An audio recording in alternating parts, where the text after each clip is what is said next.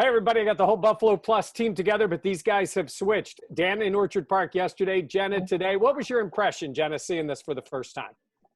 Today was the fact that it sounded like normal football. It felt like normal football, but the added fact that there was just a little extra juice. I mean, I know that there's not going to be preseason games this year, and I think you kind of felt that in just the contact level. McDermott, was still thudding it up, as he likes to say. It wasn't a live period or anything, but just guys really trying to show that extra little bit, completing a play, completing a catch, or even the defense trying to, get the ball out. It just seemed like that was something that players were kind of just trying to show that extra little bit, considering this year and this offseason is so. When you see that competition between them, everybody talks about what Josh's numbers were and the throws that he's made.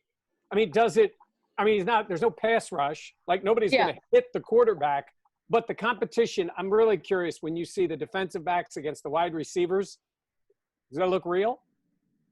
I mean, it does. It does. It's obviously there's no tackling or anything like that. But the jawing is, for them being teammates, there was a lot of jawing and chirping going on today. But just even at the line of scrimmage, just like jamming up some of the guys, or just, that level of, yes, it's not the contact that we're used to, but at the same point, it felt real. Today, Micah Hyde picking off a Josh Allen pass, like no one's taking it easy. And, you mentioned Josh Allen, kind of an inconsistent day from him, but this defense was ready to go. They were playing everything like, okay, this is how we're going to show a preseason game. It's just going to be during practice.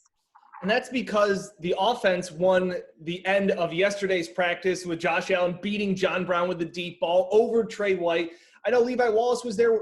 And I also saw some tweets, Jenna, about the impressions that some of the bottom of the depth chart wide receivers made. What did you see of Isaiah Hodgins or Duke Williams or some of those guys, Gabe Davis, that are all kind of competing for that fifth, sixth spot?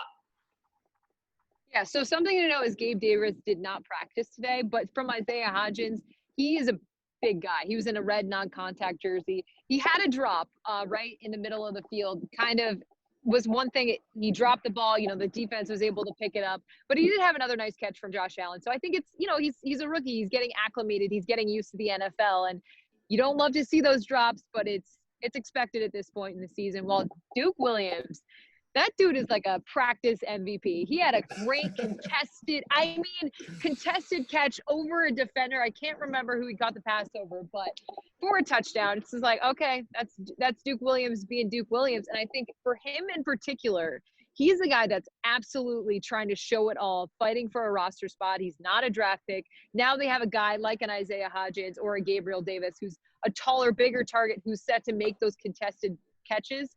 So for him today, Duke Williams definitely caught my eye.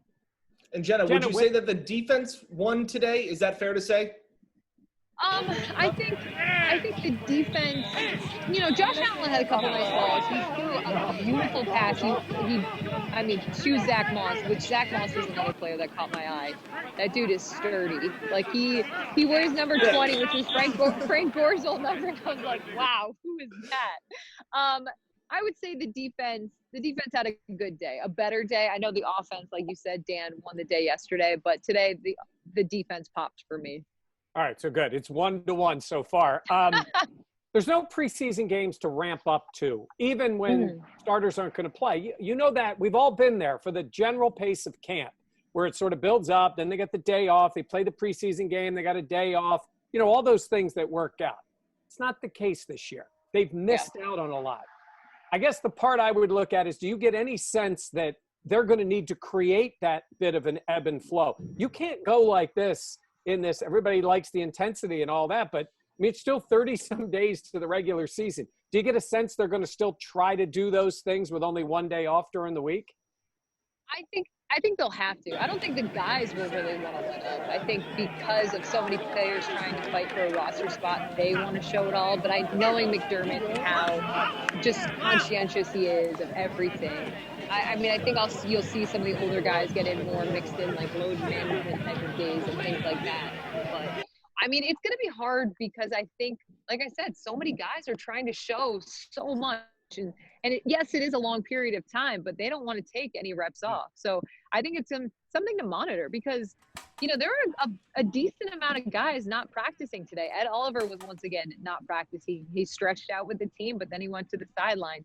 Gabriel Davis, another player I mentioned. So injuries, although we think of it as, this is ramping up to the season, injuries are something that I think teams, in particular the Bills, have to be aware of because the offseason being so weird and the fact that so many players are just putting so much into every rep. And I want to ask both of you guys about this, being up there to see it. We see video, we see what you guys show, and the parts we're allowed to shoot.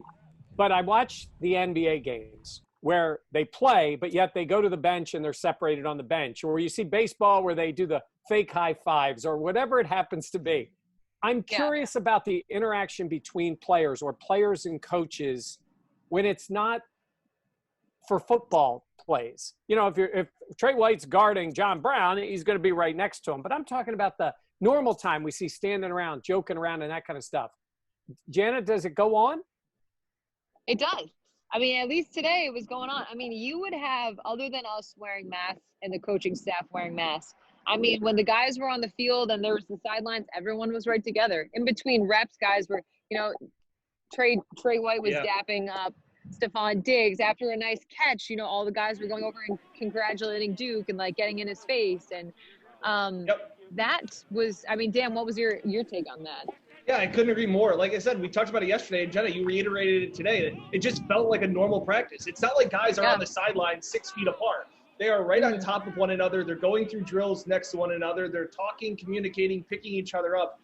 It doesn't feel like COVID is at one Bills drive right now. I guess the part I was trying to make is obviously there's certain things that you're not going to be able to stop that contact, right? They are playing football. And you think, like I said, setting up an NBA bench where they are separated by 3 feet may seem trivial, like in baseball, where they got the guys all spread out, yet they're next to each other on the field. I just think that's going to be a tough thing. I think the way this is going to work is to keep COVID out of the building more so than to try to stop the spread. Does that make sense? Absolutely. And I think that's 100% what the thought process should be because, look, there is so much contact in football. Even when we are here and it's not preseason games or whatever, the defensive, offensive lines are right in each other's faces. You're sharing one ball. There's the contact that's inevitable. So if you can keep everything and be as precautious as possible, that's what's going to be hopefully the difference maker. Because I think once, God forbid anything does happen, it would have the opportunity to spread so quickly. Yeah, and Jerry Hughes even posted on social media today. He had the Oakley visor, the kind of grid underneath the bar. So obviously the players wear the visors up here a lot. Jerry was showing off his helmet that has the vented Oakley thing there. So again, it's different, but it doesn't look that much different. And it might make a good point of just that, to some of these guys, it's not like they're doing drills or stretching 6 feet apart where they can't touch anybody. There's lines and dots on the sidelines for media.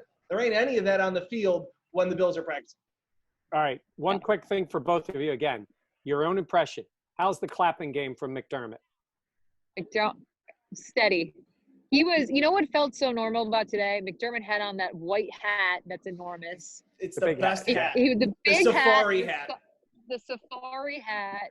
He was clapping away. He did have the neck gaiter, but felt like usual times at One Bills Drive. Dan, mid-season form, or is this ramping up form from Sean? He's ramping up just like the rest of the players. I didn't hear it too much yesterday.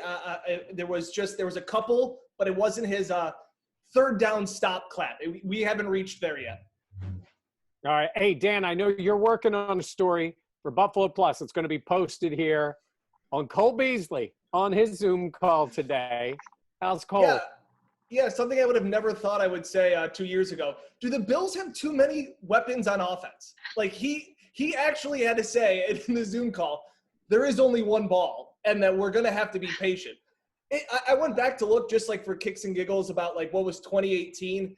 And Zay Jones was the guy. And then it was Calvin Benjamin. And there was Charles Clay. Some of these guys. And Cole listed off 5-6 guys and being hey, we all like to have the ball in our hands. And once you have it in your hands once, you want it all the time. So an interesting dynamic to hear of a guy instead of being yeah, it's great. We've got all these guys.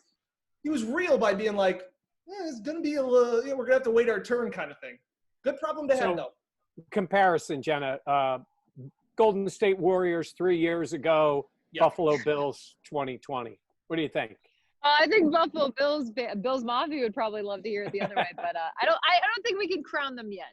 All right. It's a little early with too much, but it's better to be close to too much than not being able to put a weapon on the field around Josh Allen. Say, All right, Jenna, a bit of a difference. that still is a stadium behind you, right? You're still Yeah, it separated. still is. We're still across the street. I think there's a fire truck's coming, so we should go. All right, they're gonna clear Jenna out of the Orchard Park area and send her back home. All right, remember, check out everything on Buffalo Plus here on the Buffalo Plus channel on YouTube, and certainly our work on 13 Wham and on Fox Rochester. For Jenna Cottrell in Orchard Park and Dan Fates, I'm Mike Catalana. Thanks for watching.